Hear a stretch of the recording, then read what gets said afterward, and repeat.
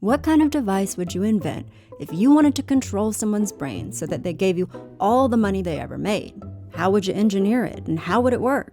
Well, you'd probably start by showing them some hypnotizing visual that you'd make them watch for hours and hours on repeat so that they couldn't think of anything else except for that black and white swirl spiraling for eternity. But then, how are you going to get them to hand you over their cash? You're going to need to give some kind of reward for that. You're going to need to make them feel like they're winning even when they're giving you all of their money. You're going to want to shower them with celebration and give them a reward so powerful that it takes over all of their rational judgment. It's got to be a full-body experience that hijacks their senses. It should be an all-encompassing assault on their psyche so that they don't remember any other reality except for the one that you have meticulously crafted for them, the one that gets you all of their sweet, sweet guap. Now that is exactly the device you'd want to build. And if you're like, it's not exactly the device, I'm still not quite clear on all the details, well, don't worry. The casino industry has already put in all the hard work for you because they've already perfected this device. It's called the slot machine. It looks just like you'd expect an evil mind control device to look, like an oversized toy inviting people to play with it. It's bright, it's colorful, it's got cute little characters that look like they're alive, and twinkling animations that promise big fat prizes. It's just begging for people to interact with it, especially if it's a machine with a dash of influencer marketing sprinkled on, because y'all know that gives people the chance to pick out the licensing deal that validates their personal preferences in life. Anybody a fan of The Big Bang Theory? How about Game of Thrones, Sex and the City, Jurassic Park, or the man who's never said no to a brand deal in his life, Snoop Dogg? Even Madonna's got her own slot machine where you can activate the Vogue wheel. Seriously, is that the most creative angle they could come up with? You know, it doesn't matter because these casinos just need to slap a celebrity's face onto a moving tic-tac-toe board and dangle that parasocial relationship in front of their victim, and folks will take the bait. I mean, how could gambling be wrong when it feels so right to have Ellen DeGeneres cheering you on? Plus, these machines make it look like you're gonna make hella bread. I mean, this is called double top dollar, y'all. This is definitely gonna make me rich, right? Well, despite YouTubers fake flexing that they literally always win at the casino, the reality is that that is statistically impossible, and that these machines are cloaked in false advertising that trick you into thinking they're gonna flood you with cash. For example, let's say you're playing slots and you need to get 3 matching symbols in a row to win that big jackpot.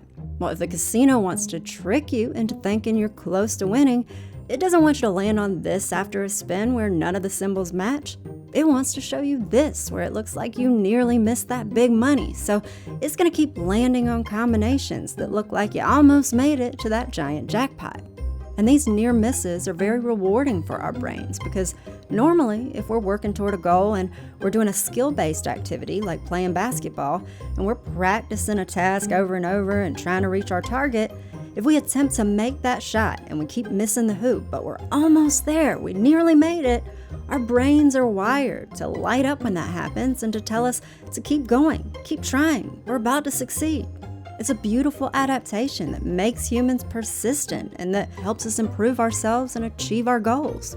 But in a twisted cash grab, the owners of casinos exploit this adaptation and use it to their advantage to encourage gamblers to keep going, even though they're getting nowhere. See, no matter how many times you press that button on the slot machine, the ultimate outcome is going to be the same. The casino will always beat you in the long run. It's just how the math works. That's because the amount these slot machines must pay out at a minimum is already dictated by state law. Every state that allows casinos has specific rules telling those casinos how much of the gambler's money they gotta pay back to them in winnings and how much of that money they're allowed to keep as revenue. And do y'all really think casinos are gonna pay out jackpots any higher than they have to? I mean, the odds are already decided here and they are not in your favor. In the state of Maryland, for example, the law says that slot machines only need to pay out 85% of the money that gamblers bet. That means that if all the customers at a casino put $100 million into the slot machines one year, then the casino should pay them back $85 million of that as winnings, and then it can keep the remaining $15 million. Now, does that mean that everybody who gambles is losing 15% of their money every time they play a slot machine? Absolutely not. In fact, most people are losing way more than that so that the casino has enough money to pay out the few lucky winners who win those big jackpots and then still make a profit after all is said and done. Casinos also know that they can make way more than that 15% profit margin if they can get gamblers to bet away their winnings.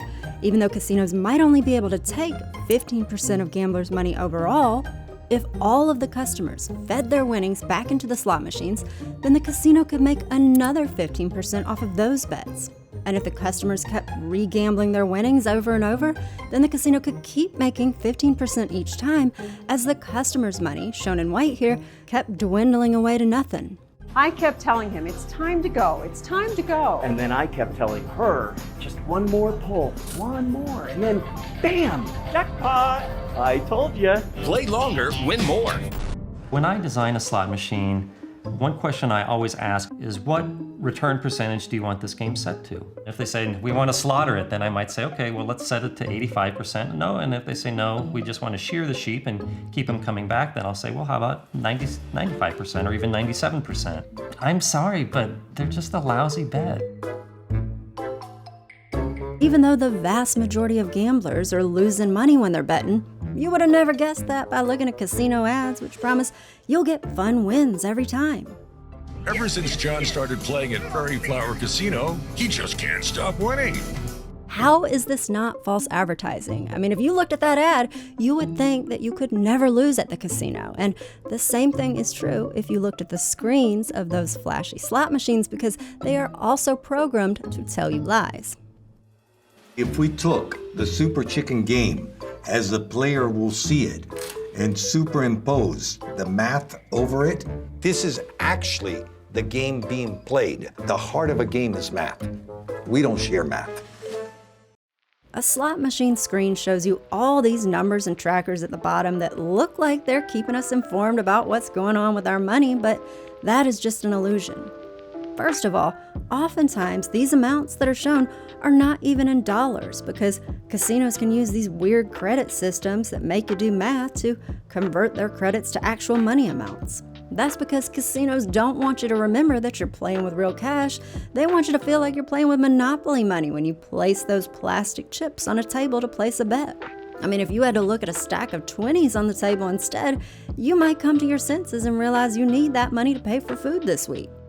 Now, the second thing you'll notice about this slot machine display is that even though there are all these trackers, not a single one of them actually shows you how much money you've lost. Casinos don't want you keeping up with that. They just want you looking at the number in that wins column and thinking that you're killing it and making bank. Now you might be thinking, Mary, isn't that wins tracker basically the same thing as a losses tracker? Isn't it telling you whether you're winning? Like if you were behind, wouldn't it show a negative number? You sweet, adorable idiot. That's not how it works. Let me just show you this show of a math equation. Let's say you put $20 into a slot machine and it's gonna cost you $1 every time you wanna bet, or every time you wanna spin those symbols for a chance to win the jackpot. So you take your first spin, you don't win the jackpot, and that just cost you $1. So now you're down to $19. Then let's say you make 18 more spins, you don't win on any of them, so that just costs you 18 more dollars, and now you've only got $1 left. You've only got one single dollar to seal the fate of your future and to tell you whether you're gonna be able to walk out of here today and buy that Lambo or not. The tension is thick. The air is heavy. You caress that lucky rabbit's foot in your pocket that your grandma bought you at the Cracker Barrel when you were 12. You think, how is this a thing anyway? But then you get your head back in the game, you take a deep breath, and you press that plastic button on the slot machine to make your final spin. The symbols swirl on screen as you tighten your fists in anticipation until they slowly wind down to a stop, and oh snap, those coins are dancing. You're not sure exactly what that means, but the machine is singing to you, so this is probably good. And you're right, because down in that wins tracker at the bottom of the screen, $10 just popped up. So you're about to get paid, sis. You feel like a champ, a bona fide baller, a gambling gangster. And so you grab your cash out ticket, strut to the cashier's counter pretending you're being filmed in slow motion, collect your winnings, and walk out of the casino thinking about what color Lamborghini would best match your skin tone. You whip your phone out of your pocket, ready to hit grandma up and thank her for that dead amputated bunny when suddenly you stop and you think, hold up, did I just get played here? Because if you recap what just happened and you do the math, you walked into the casino with $20 and you walked out with only 10. So you didn't win anything. You just lost, sis. So it's a loss disguised as a win. Correct. And as long as my body interprets that I'm winning, I keep playing? Yep. And your body will interpret that you're winning because the casinos do everything in their power to make sure of that. These slot machines are going to keep drip feeding you fake wins and gaslighting you with obnoxious animations, rainbow-colored LED light shows, and the sound of cash registers against cheap 8-bit music, filling the aromatic air around you. They feel good about what they've done and they keep plugging away. Even your comfy, ergonomic chair is going to rumble and vibrate as if the earth itself is rejoicing in your victory. Your senses are going to be ambushed with all these false alarms that trick your system into thinking you're taking home a boatload of bread. And sure, once you're able to finally escape back outside, you'll realize that you've blown all your rent money, but for the moment, that's been meticulously hidden from you because your brain is being held hostage. And if you think that is just a dramatic metaphor, I promise you it's not. You've been watching an excerpt from my video on the evil ways that casinos manipulate your mind and profit from addiction. If you want to watch the full documentary over on my main channel, then you can click the link in the description or in the end screen coming up. All right, thanks for watching. Bye, y'all.